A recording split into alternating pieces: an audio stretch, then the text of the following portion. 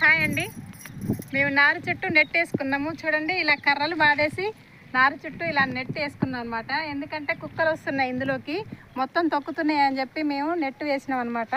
మొత్తం చుట్టూ నారు చుట్టూ వేసుకున్నాం అనమాట. ఇట్లా నెట్టు ఇది మేము మొక్కజొన్నకు వాడాం, మీకు కూడా తెలుసు కదా. మొక్కజొన్నకు వాడింది దాచిపెట్టాం అనమాట. నెట్ని దాచిపెట్టి ఇంకా దీనికి వాడుతున్నాం అనమాట. అయితే ఇంకా మన రైతులు ఏంటంటే ఇలాంటి వస్తువులు మేము దాచిపెట్టుకుంటారు అనమాట. దాచిపెట్టుకుంటే దేనికో దానికి ఉపయోగపడుతుంటుందిగా. అప్పుడు మొక్కజొన్నకి వాడాము, ఇప్పుడు నారుకు వాడుతున్నాం అనమాట. ఇది 3000 అయింది కదా, అందుకే దాచిపెట్టామండి జాగ్రత్తగా. చూడండి, నారు ఇప్పుడే కొంచెం కోలుకుంటుంది. వర్షాలు రోజు నైట్ వర్షం వస్తుంది కదా, అందుకే కొంచెం ఎర్రబడ్డది అనమాట. మేము 3 days కింద మందు కొట్టుకున్నాము. మందు కొట్టుకోవడం వల్ల మళ్ళీ నలుపుకి వచ్చింది అనమాట. నారు ఇప్పుడే కోలుకుంటుంది. కలుపు తీసాము, మళ్ళీ సెకండ్ టైం కలుపు తీయాలన్నమాట. అప్పుడు ఓకే అండి, మంచిగా ఉంటుంది నారు. ఇప్పుడైతే పర్లేదు మరి. ఓకే అండి, మరి బాయ్.